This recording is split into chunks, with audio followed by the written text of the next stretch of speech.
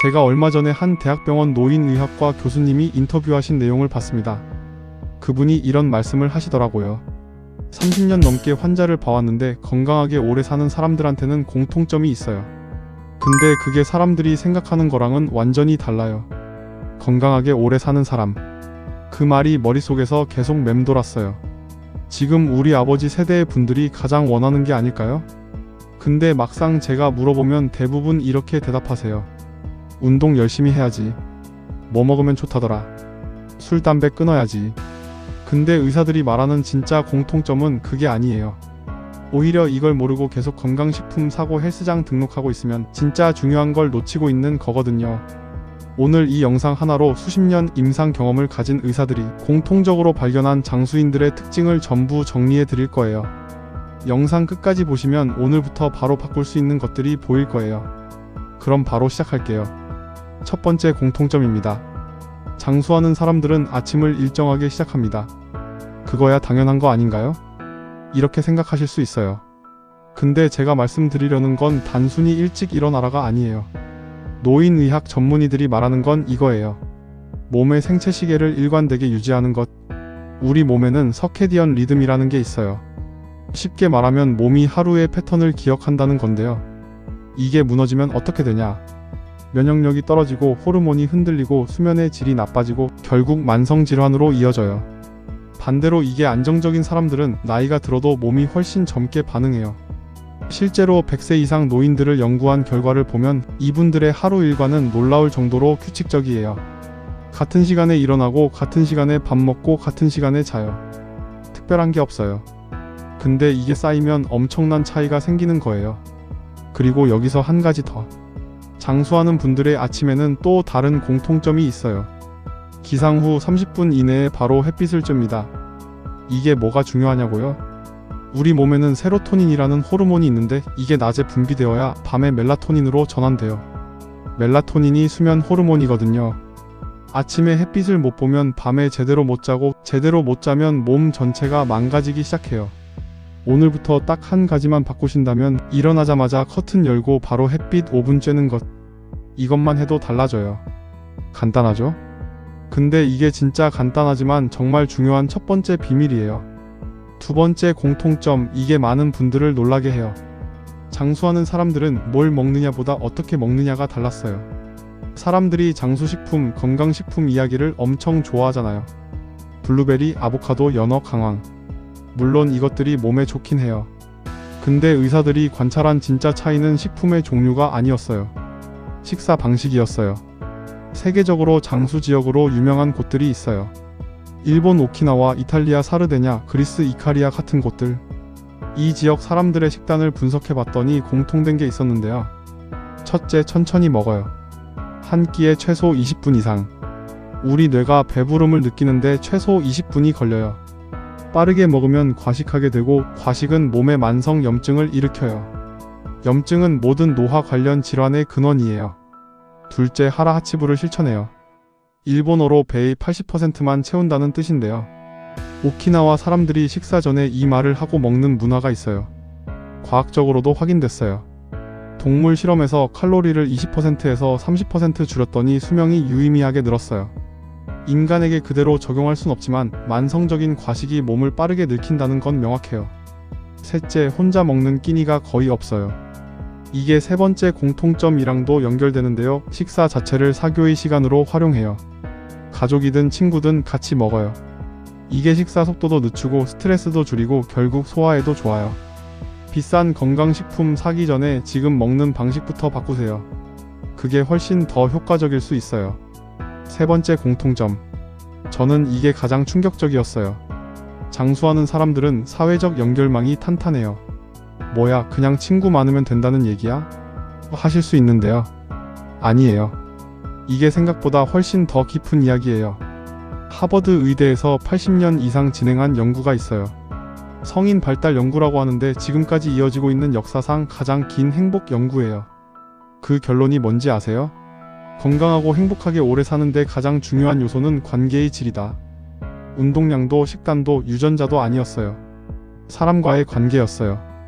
여기서 제가 우리나라 남성분들한테 특히 중요하다고 한 이유가 있어요. 한국의 50대, 60대 이상 남성들 통계적으로 사회적 고립 위험이 굉장히 높아요. 직장을 중심으로 인간관계가 형성되어 있다가 은퇴하거나 직책이 바뀌면 연락이 끊기잖아요. 자식들은 독립했고 아내랑은 말 잘 안하고 친구도 바쁘고. 이게 단순히 외로운 문제가 아니에요. 의학적으로 건강을 위협하는 문제예요. 연구에 따르면 사회적 고립은 하루에 담배 15개비를 피우는 것만큼 몸에 해롭다고 해요. 심혈관 질환, 치매, 우울증 위험이 모두 올라가요. 반면에 장수하는 분들은 어때요? 정기적으로 누군가를 만나요. 동네 친구들이 있어요. 같이 걷는 사람이 있어요. 아내와 대화해요. 손주들과 놀아요. 이걸 거창하게 생각할 필요 없어요. 일주일에 한 번 진심으로 대화할 수 있는 사람. 딱 한 명만 있어도 달라져요. 오늘 영상 보시고 오랫동안 연락 못했던 친구한테 문자 한 통 보내보세요. 밥 한번 먹자. 이 한마디가 수명을 늘릴 수 있어요. 네 번째, 장수하는 사람들은 항상 이유가 있어요. 이게 무슨 말이냐면 아침에 눈 떴을 때 오늘 뭔가 할 게 있는 사람들이에요. 일본의 이키가이라는 개념이 있어요. 우리말로 하면 살아가는 이유, 존재의 목적 이런 뜻이에요. 오키나와 장수 노인들을 인터뷰하면 다 이게 있어요. 텃밭 가꾸는 게 좋아서 손자들 보고 싶어서, 마을 모임 내가 빠지면 안 돼서 등 거창한 이유가 아니에요. 근데 이 작은 이유가 뇌에 미치는 영향이 엄청나요. 신경과학적으로 설명드리면 목적 의식이 있는 사람은 도파민 시스템이 활성화돼요. 이게 동기부여, 집중력, 쾌감과 관련된 신경 전달 물질이에요. 반면 살아야 할 이유를 못 느끼는 사람은 이 시스템이 서서히 꺼지기 시작해요. 무기력, 우울, 인지 기능 저하. 이게 단순히 마음의 문제가 아니라 뇌의 문제예요. 미국 러시 대학교 연구에서는 삶의 목적 의식이 강한 사람은 그렇지 않은 사람에 비해 알츠하이머 발병 위험이 2.4배 낮았어요. 치매 예방에 목적 의식이 효과적이라는 거예요. 그럼 지금 이걸 보시는 여러분께 여쭤볼게요. 지금 여러분한테 이유가 있으신가요? 아침에 일어나면 하고 싶은 게 있으세요? 만약 없다면 건강 문제보다 그 이유를 먼저 만들어야 합니다. 작은 것도 괜찮아요. 화초 키우기, 걷기 모임, 책 읽기, 유튜브 보기도 좋아요. 무언가를 기대하고 일어나는 것. 그게 뇌를 살리고 수명을 늘려요. 다섯 번째이자 마지막 공통점. 장수하는 사람들은 스트레스를 피하는 게 아니라 관리해요. 이 차이가 엄청나요. 우리가 흔히 생각하는 건 스트레스 안 받으면 건강하겠지예요. 근데 현실적으로 50대, 60대에 스트레스 없는 삶이 가능한가요? 돈 걱정, 건강 걱정, 자식 걱정, 노후 걱정. 장수하는 사람들이 이런 걱정이 없었던 게 아니에요. 스트레스를 받는 방식과 처리하는 방식이 달랐어요. 의사들이 관찰한 특징이 몇 가지 있어요. 첫째, 수면을 타협하지 않아요. 현대인들이 수면을 얼마나 가볍게 여기는지 아시나요? 나 원래 4시간, 5시간만 자면 돼. 이런 말 하시는 분들 많은데 그게 습관이 된 거지 몸이 적응한 게 아니에요. 수면 중에 뇌에서 아밀로이드 플라크라는 독성 단백질이 청소돼요. 이게 쌓이면 치매로 이어져요. 수면 부족은 뇌 청소를 못하는 거예요. 장수하는 분들은 7시간에서 8시간 수면을 거의 다 지켜요. 그리고 낮잠도 30분 정도를 자는 습관이 있습니다. 둘째, 자연과 접촉해요.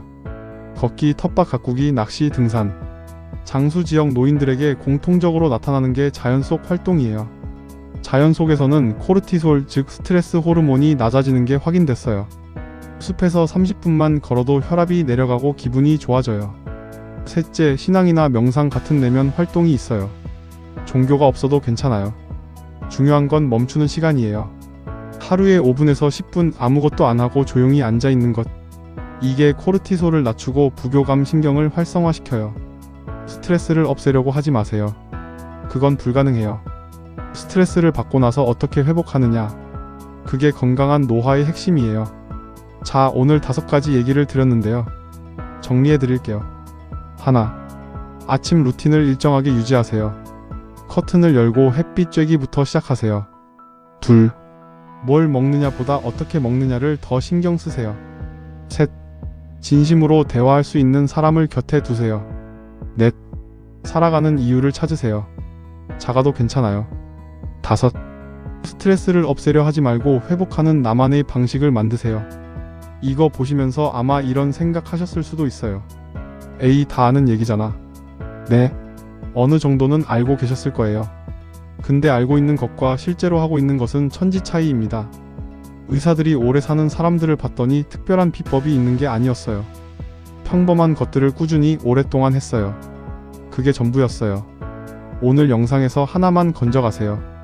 그리고 내일 아침에 바로 해보세요. 그 하나가 10년 뒤 여러분의 모습을 바꿀 수 있어요. 오늘 영상 도움이 되셨다면 구독과 좋아요 꼭 눌러주시고요. 다른 분들도 도움을 받으실 수 있도록 공유해주시면 정말 감사하겠습니다. 오늘 하루도 건강한 하루 되시길 바랍니다.